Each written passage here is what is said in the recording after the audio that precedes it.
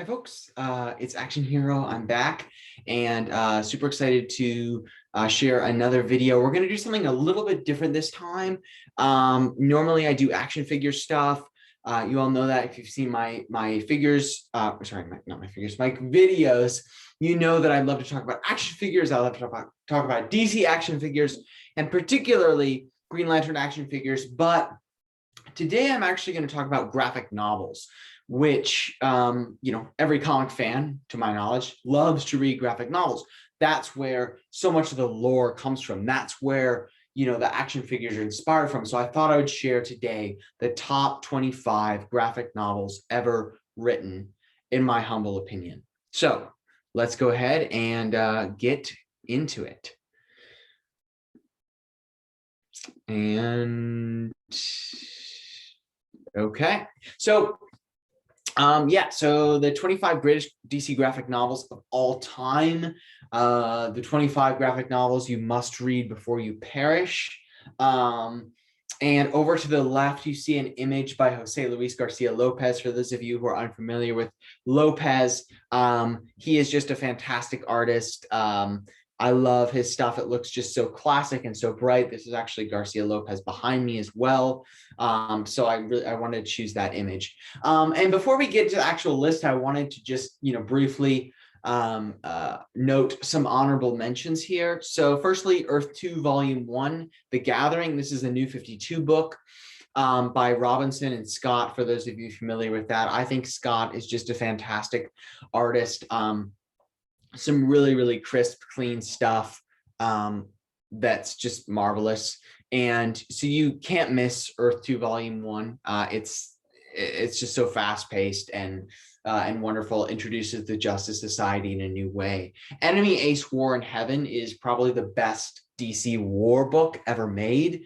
Since I tend more towards like the superhero side of things, War in Heaven did not make the top 25, but it's nevertheless an excellent book. 52 is really a seminal book in the history of comic books because it was one of the first, if not the only book ever to comic book ever to go every single week of the year, right? And so 52 refers not only to 52 Earths in the multiverse, but to a comic book for the 52 weeks in the year.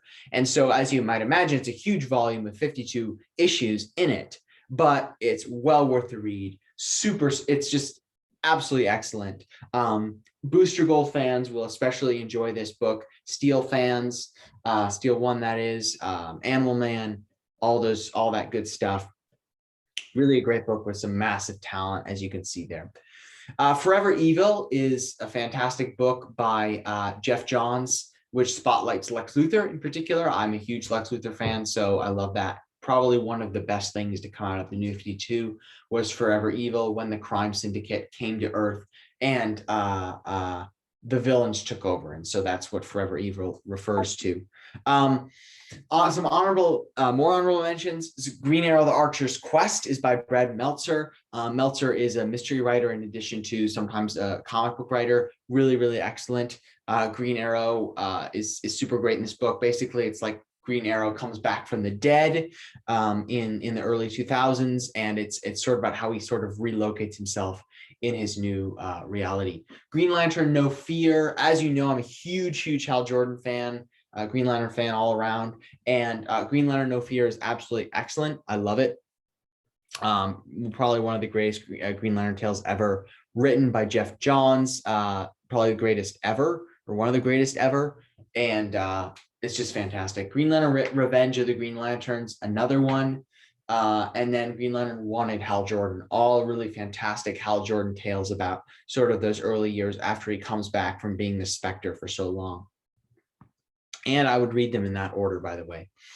Green Lantern Corps, The Weaponer is a great Kyle Rayner story, which introduces a new villain called The Weaponer. He's a weaponer of Cord, but he's a little different from all the other ones in that he's like the one who created the Sinestro Corps ring, the very first ring. JSA, Thy Kingdom Come Part 1 is absolutely fantastic. Geoff Johns is such a great writer. You'll see him a ton on this list. And that book is no exception. It's basically where Kingdom Come Superman joins the Justice Society, and it's just a fantastic tale with some amazing art by those two artists you see featured there. Superman Reborn is a great Superman rebirth tale with Mr. Mixius Spitlick. So anybody who's a Mr. Mixius Spitlick fan will really enjoy that. Superman Up in the Skies, I think one of the most underappreciated Superman titles out there by Tom King. It did not get a lot of fanfare when it was released, but I think it to be one of the greatest Superman tales ever written. It's just absolutely fantastic. So highly recommend that one. And then Superman Year One, another underappreciated title, got a lot of hype when it was released, but I think it's way better than most people actually gave it credit for in the long run. A great tale by Frank Miller. I think sometimes Frank Miller stuff is off and on, but this is really, really fantastic with some great art by John Romita. It basically looks again at the early years of Superman. Absolutely fantastic stuff there. It's a very fresh take on Superman. Teen Titans Volume 1, It's Our Right to Fight. That is the New 52 Teen Titans, which it's just such a fast-paced book with such great art from Booth that you're bound to love it. And Young Justice and its characters are some of my favorites. So I love to see like Tim Drake, Robin, Connor Kent, Bart Allen, and Wonder Girl all together. Greg Rucka's rebirth stuff on Wonder Woman is just absolutely fantastic. If you haven't read it, go out and buy it right now today. It's just so great. Liam Sharp and Nicole Scott again are really huge talents. And Greg Rucka really did wonders with Wonder Woman in the 2000s or in 2011. Wonder Woman. Oh yeah, this is New 52 Wonder Woman. Also an excellent run on Wonder Woman. Highly recommend this stuff by Brian Azzarello, especially these first two volumes. It's just such a fresh take on Wonder Woman. It's so fast paced. You're gonna love it. And you already saw it briefly probably there, but number 25 is Just Like Trinity War. It got a lot of it was another book that sort of got a lot of hype when it was released, but I think has sort of faded as the years went on. It hasn't been recognized as much, but I really think it's absolutely fantastic. I mean, this book has something for everybody. It's by Jeff Johns with lots of art by Ivan Rice, the fantastic Ivan Rice. You gotta love that artwork. And the reason why I say it has something for everybody is because it has so many different characters in it. It's basically a story about the JLA, the Justice League and Justice League Dark, right? So all the New 52 versions of those teams with all these different heroes clashing. So there's this thing called the Pandora box, which you see Pandora in the middle there holding it, and it basically causes these heroes to become evil and fight each other. And so as you can imagine, that creates like lots of amazing, cool fights. Superman fights Shazam. It's just a fantastic book. If you haven't read it, it's a must read. Very fast paced. But also extremely well written by Jeff Johns, an amazing skirmish between the Justice League and the JLA. Aquaman Volume 1, The Drowning. Aquaman, I think still to this day, is somewhat of an underestimated character even after the movie. I didn't really care for the movie, but I did love the comic by Dan Abnett. This would be Rebirth Aquaman, which I think was absolutely fantastic before they gave him the beard to match the movie. I personally prefer a clean-shaven Aquaman. I think it's more classic. And this book is just absolutely fantastic. It explores Aquaman's relationship with Mera, his relationship with Black Manta, with Atlantis, delves much deeper into sort of the Atlantean mythology and Aquaman's army and that sort of thing, and really introduces a new Aquaman for a new generation. Absolutely fantastic. Again, super fast paced. You're gonna love it. It just moves like that, but it's also really great storytelling. There's also a standoff between Aquaman and Superman if you're looking to see it. Gotham Central Book 1 in the Line of Duty. Like I said, I normally prefer superhero stories, but this is one that I had to include even though it's not a superhero story, because the Gotham Precinct is something that's so infrequently talked about and considered, right? And it delves into characters we haven't seen before. And for that, this book is just so original. It looks at Renee Montoya. It looks at some of the other officers in the precinct, and it's just, I mean, it is just really, really great. Thinks about like social, societal issues, political issues. It moves like sort of like a murder mystery, which I happen to really love murder mysteries. And so it's just a fantastic book with great art. Rucka and Brubaker are both just stunning writing talents. So I highly recommend this book, particularly if you're a Batman fan, even though Batman doesn't feature heavily. Number 22 here, this would be The Flash, The Dastardly Death of the Rogues, which was like a pre-Flashpoint Flash. Barry Allen, after Rebirth, Geoff Johns had a run on The Flash back in the heyday of Geoff Johns when he was doing both Green Lantern and The Flash. Quite marvelously, I might add. And it sort of reintroduced Barry Allen. It delves into the relationship between Barry and Iris. But it really spotlights the rogues. So you have like those standard rogues of Earth Zero, and then you have the rogues from a different dimension. And the crux of the book is the murder of the Mirror Master from the other dimension. And like it's another sort of murder mystery, which I told you I love that. So that's why you see that sort of police line do not cross thing around the Flash, is that it is like that sort of murder mystery that keeps you guessing and puts rogues in conflict. It's just a fantastic book that takes thinks about Barry Allen in a more modern way, right? And it's really fantastic. Batman Hush here.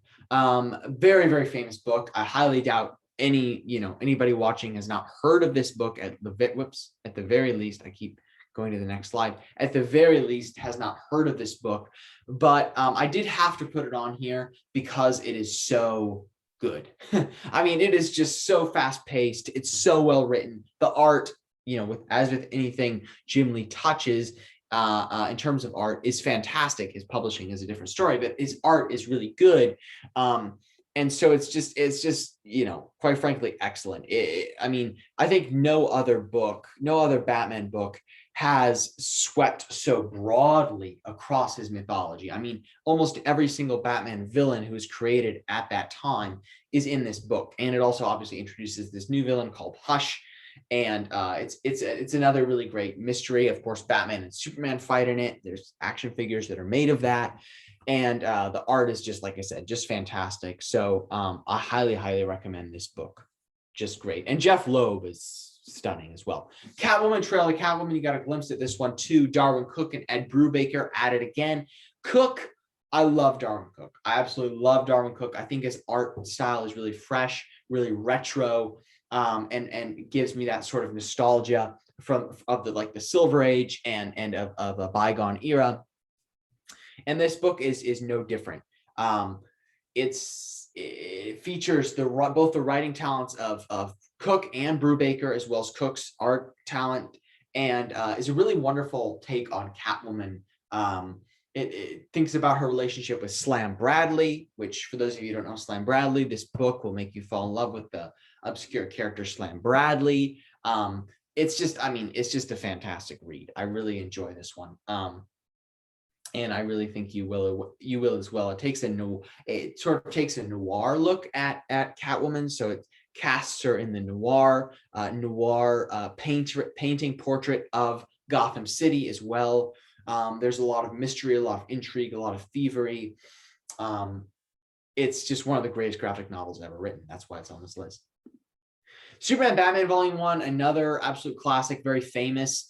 Loeb at it again, and Ed McGuinness, Michael Turner, both fantastic artists for this job. They made a animated movie about this called Superman Batman Public Enemies, and it is also worth a watch, but not before you've read the graphic novel. I mean, if you've already watched the movie and you haven't read the graphic novel, you can still pick up the graphic novel because there's some things the movie omits, but it's really, really an awesome book. It features Lex Luthor heavily, and Lex Luthor is one of my favorite characters of all time. He's president in this book, President Luthor, and so it's all about sort of his rise to power, and then as you'll see, his sort of descent, or his decline.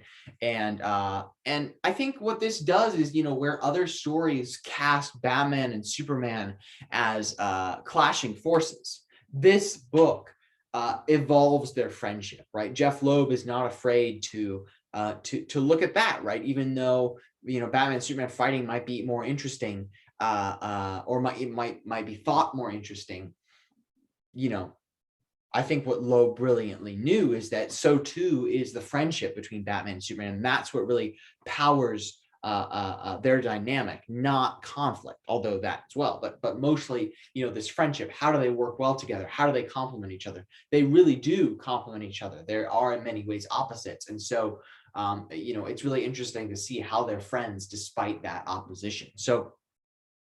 But some really great tales. You know, if you like Metallo, it has Metallo. If you like Darkseid, it has Darkseid. Has mention of Magpie. If you're, you know, Magpie, that sort of thing. Really a great book. Utterly fantastic. The next one, Green Arrow by Kevin Smith. Kevin Smith hasn't done a whole lot that I'm super impressed with, but this is one of the things that I absolutely love from Kevin Smith. It's another story right after Green Arrow came back from the dead. To my understanding, it's after Archer's. Well, actually, I think it's before Archer's Quest, which was mentioned earlier. But just an utterly fantastic story. It explores Green Arrow's relationship with Hawkman. I love Hawkman. Hawkman's my second favorite character of all time. There he is back there. My second favorite character of all time. And he doesn't have a huge role in this book, but there is a fight between Green Arrow and Hawkman, and it's very, very interesting. And this book is just, I mean, I cannot recommend this book enough to especially Green Arrow fans. It's, I mean, it's just absolutely stunning. Really, really great. So I won't say too much more, but next book, Batman Earth 1 Volume 1. This is probably one you expected to be on the list. Super fast paced. I think I read this book, truth be told, in 30 minutes. No longer than 30 minutes, maybe even 20 minutes. Very slim, but it's also a super, super fast read. It's a great read, though. For those of you who are Penguin fans, the Penguin is the villain in this book, and it's just an excellent take on the Penguin. I think the Batman movie that was just released probably drew a lot from this book and its portrait of the Penguin.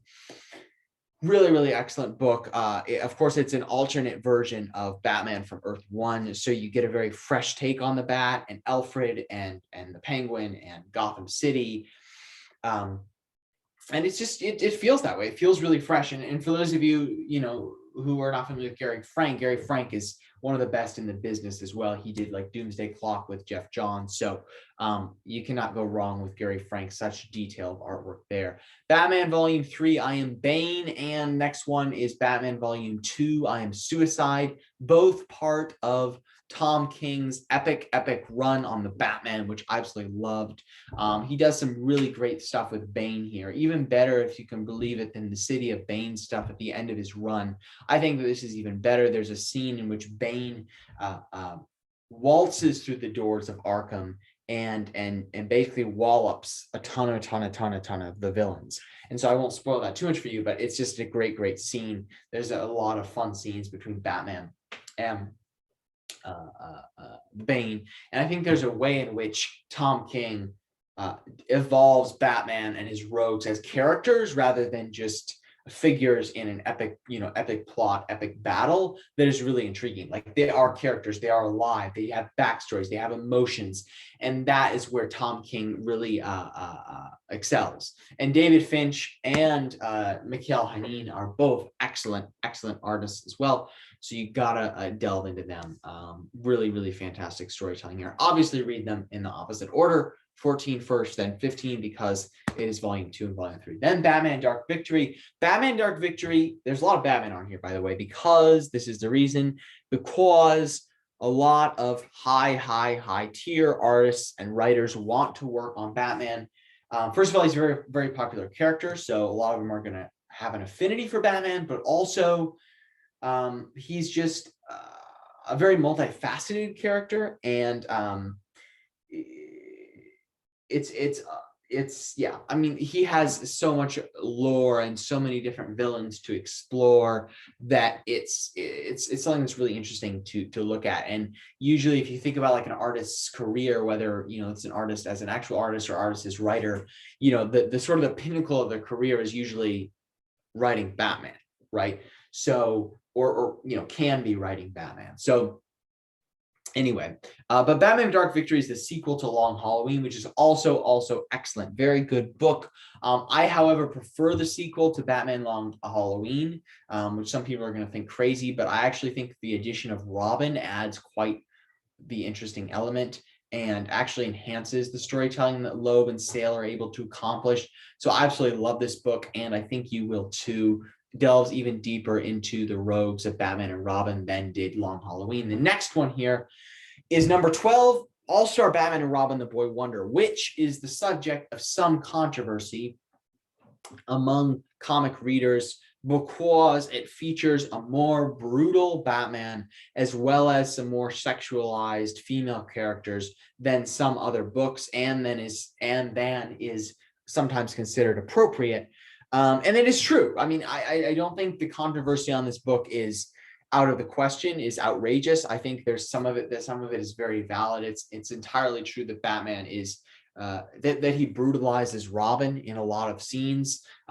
However, I think for the sheer storytelling of it, it is one that you've got to read. It's just absolutely excellent storytelling from Frank Miller and Jim Lee both.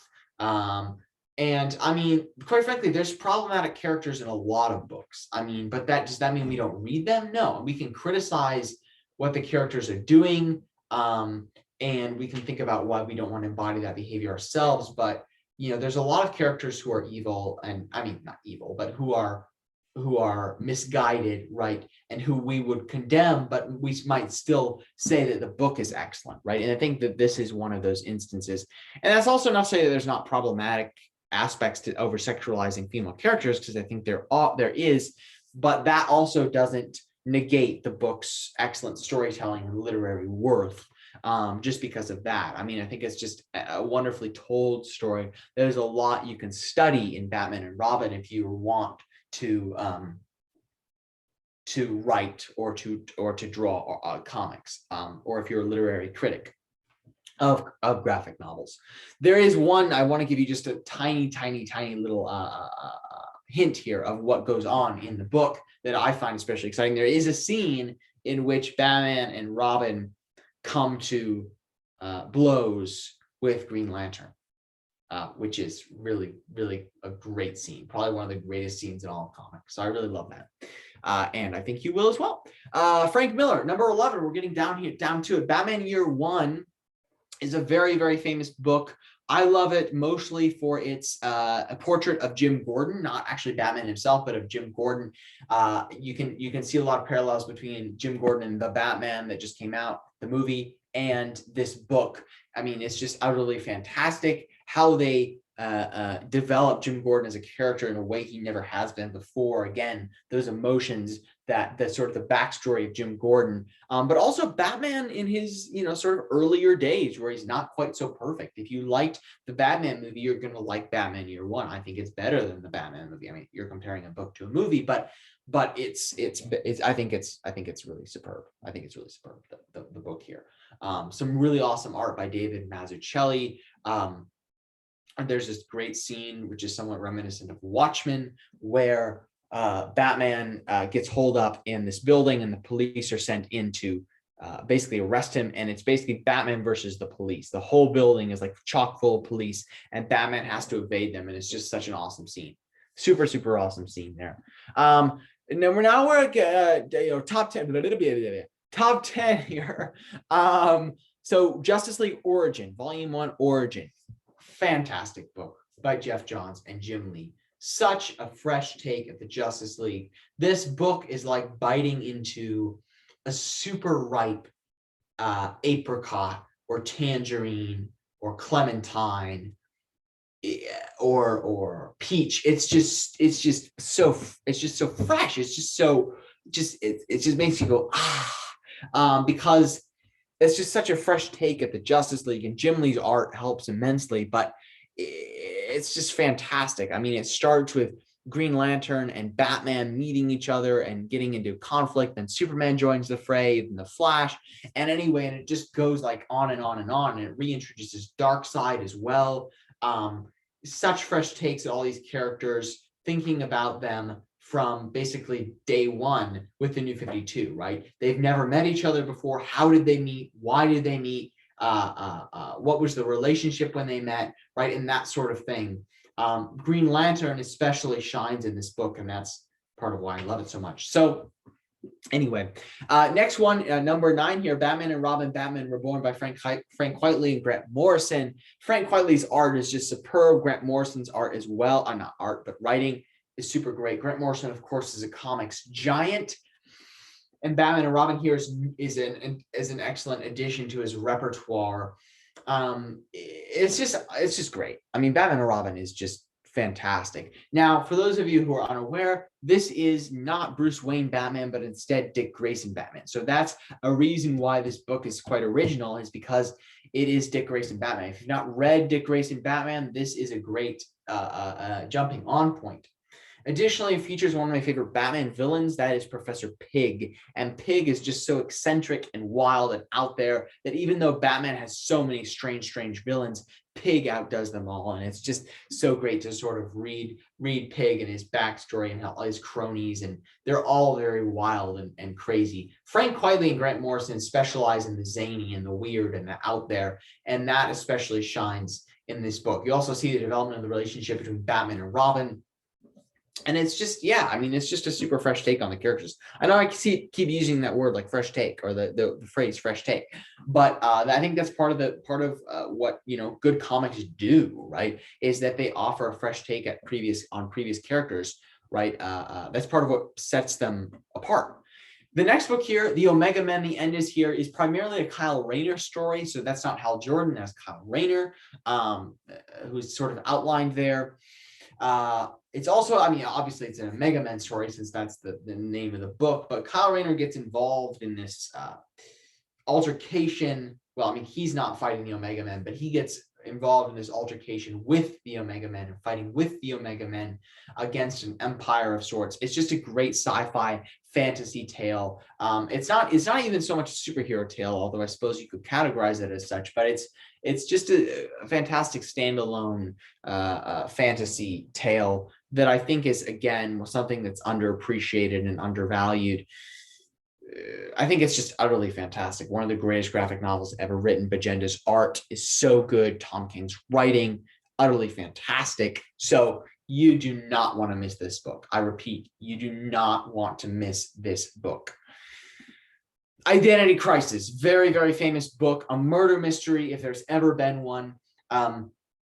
Basically, Elongated Man's wife, that's him, of course, in the right, so not on the right, on the left over there. Elongated Man's wife is murdered, and the whole thing is sort of discovering who murdered it, and it uncovers a controversy in the history of the Justice League. Just such a great book. I mean, excellent book. It's another one of those books that no matter who your favorite character is, chances are he or she is going to appear in there at some point in this book. Something for everybody to love. Even if you're not a superhero fan, which I assume everybody watching this is, but even if you're not a superhero fan, it's just a fantastic murder mystery. So read Identity Crisis. It's so good. And Brad Meltzer is great. Flashpoint, number 6. Flashpoint is a very famous comic book. And so I suspect a lot of people will have read it, but I had to make the list. First of all, the Flash is my 3rd favorite character of all time. That's Barry Allen Flash. And for Flashpoint, basically the premise is that the Flash goes back in time to prevent the death of his mother.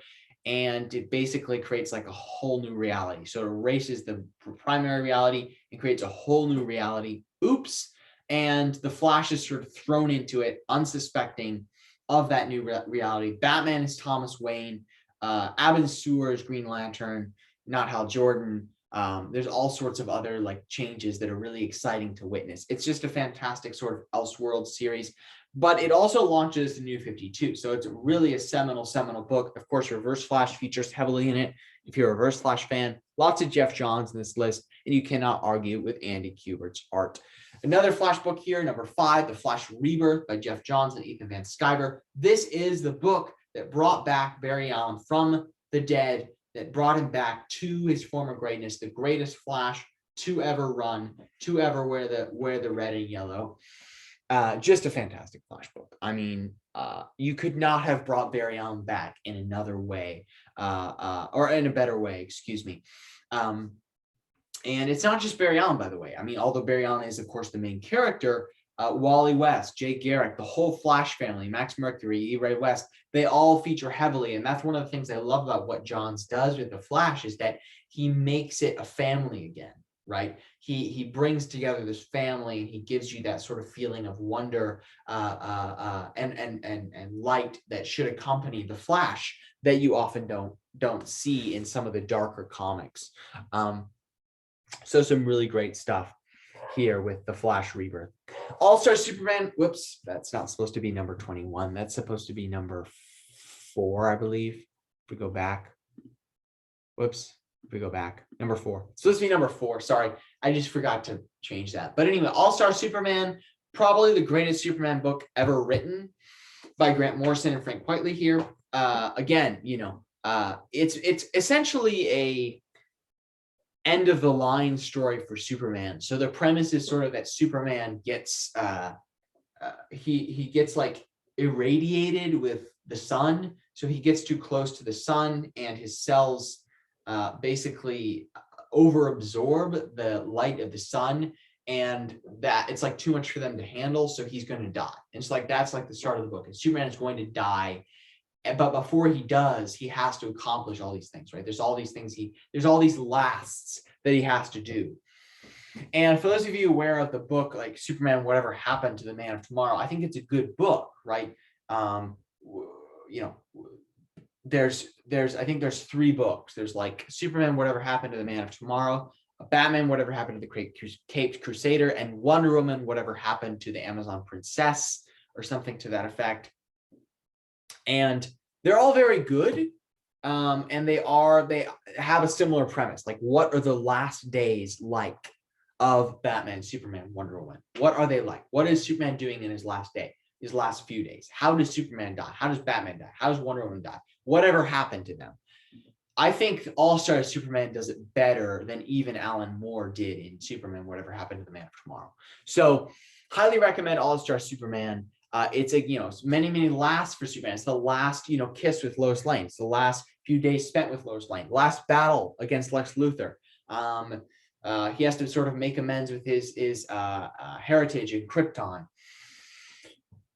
with his friends at the Daily Planet. All those things, all those lasts, which are really cool to see.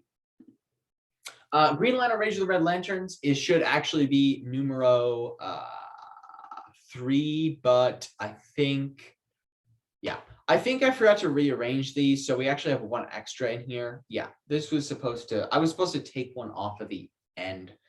So yeah, but it's fine. It's 26. It doesn't really matter. Anyway, Green Lantern, Rage of the Red Lanterns. You might not have expected this one to be on there because it's not that famous, but this is the introduction of Atrocitus and the Red Lantern Corps. It's also a great Hal Jordan book.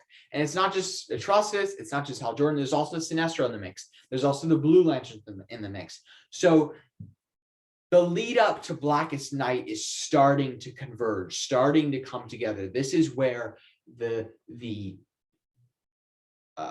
tracks, the path for Blackest Night, the road to Blackest Night is being paved by Geoff Johns, by Shane Davis here. It's some great art, some great writing, an amazing war between Sinestro and Atrocitus. They have a great feud.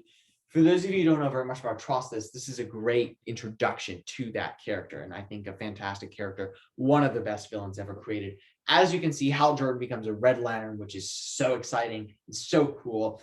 Such a great book here. I highly recommend this book. If you're a Green Lantern fan or if you're not, it is just such a good, excellent read, super fast paced. Again, it's the Green Lantern Corps with the Blue Lantern Corps fighting the Red Lantern Corps, which is also fighting the Sinestro Corps. It's just so many things coming together, but Geoff Johns weaves it so seamlessly. Numero 3 here is Doomsday Clock. Another Geoff Johns, tons of Geoff Johns. I told you I love Geoff Johns, and it's hard not to love Geoff Johns if you're a DC fan. Doomsday Clock is the sequel to Watchmen. And I think there's some controversy around Doomsday Clock as to whether or not it really should have been done, whether a sequel should have been done. But I tell you, if ever there was to be a sequel, Geoff Johns does it well, does it justice with Doomsday Clock. I mean, basically what Doomsday Clock is, it brings the characters of Watchmen into the DC universe. Batman beats Rorschach, albeit a different Rorschach. And it's just such an excellent book with great art from Gary Frank. It's just one of those books that's so literary and so well written and so it honors Watchmen. I don't think it dishonors Watchmen in any way. I think it only builds upon it and increases its connection to the DC universe. If you don't know very much about Doomsday Clock, I will give you just a little bit of a sneak peek to get you excited. There is an epic conflict between Dr. Manhattan and basically all the heroes of the DC universe on the moon, which is super cool. So that's Watchmen. Okay, so number 2 is Watchmen. You probably saw this coming. Number 2 is Watchmen. Might be surprised it's not number 1, but Watchmen is every bit as good as people say it is. Utterly fantastic. Brief bit about Watchmen. Watchmen is asking what superheroes would look like in the real world. So it's bringing them into our world, into a gritty world. It's making them more realistic. And yeah, I mean, it's just fantastic. The characters are really interesting. They're in depth. There's character studies of every single one of them in the book. They're not one-dimensional. And yeah, there's a giant squid monster in it too. But it is a murder mystery. It's a murder mystery, which is another reason why I really, really love it. So, and then number 1 here, number 1 is Darwyn Cooke's DC The New Frontier, which I think is an amazing accomplishment. Hence, it's number 1. DC The New Frontier, do not miss it and do not underestimate it. If you've heard Watchmen is the greatest graphic novel of all time, fine, go read Watchmen. And if you still believe it's the greatest graphic novel of all time, fine, great, wonderful, awesome. You can love other things. But please, I'm imploring you, go read DC New Frontier. It's very long, it's 400 pages. I'm not gonna lie to you, but it's fast-paced, it's super good. And basically what it does is it recasts the Silver Age of comics. And that's why it is such an accomplishment, is because what Darwyn Cooke set out to do when writing DC The New Frontier is he set out to re-encapsulate the Silver Age of comics in one volume, to put it all in one volume and weave it together seamlessly, to put all the characters together, to explain how they got together, and to delve into each of them in their Silver Age context. And he does it so well. And it's a very unified book because it has one artist's vision, Darwyn Cooke as writer, Darwyn Cooke as artist. But one of the reasons I really love it is because it is a Green Lantern tale. It has a lot of other characters. It spotlights a lot of other characters, but Green Lantern is probably the main character, the main protagonist in the book. And so it's just a fantastic consideration of Hal Jordan, exploration of his backstory in World War II, in flying planes. It's a war book. It's a superhero book. It's a socio-political commentary book. It does it all, and it's not one of those books. Whatever your favorite character is, he or she is going to be in there, right? I should mention Martian Manhunter is featured very heavily. So if you're a Martian Manhunter fan, you'll love this book. There's also a movie. The movie is excellent, but the book is better. So read the book first. And that concludes this video. So thank you so much, everybody, for watching. And I will go ahead and conclude this. But if you enjoyed this video, please like, subscribe, comment, all those good stuff. I'll try all that good stuff. I will try to respond to comments, whatever you post. And yeah, let's get this channel moving. I'm a very, very small person, but I love to make this content. I'm very passionate about the DC universe, the characters, the action figures, the graphic novels, the movies. And I hope you can see that in my voice and in my expression. It's not fake. It's true. I'm a huge, huge fan. And that's why I'm making this content, because I love it, because I want to share it with you. I realize we might not agree on my favorite graphic novels or on anything really, but I guess I'm more, I don't want us to all be on the same page all the time. I just want us to share our passion with each other. So if you could do that in the comments and like and subscribe, that'd be so awesome and wonderful. And we could grow this channel. And yeah, thank you. Have a great day. Adios. Bye now.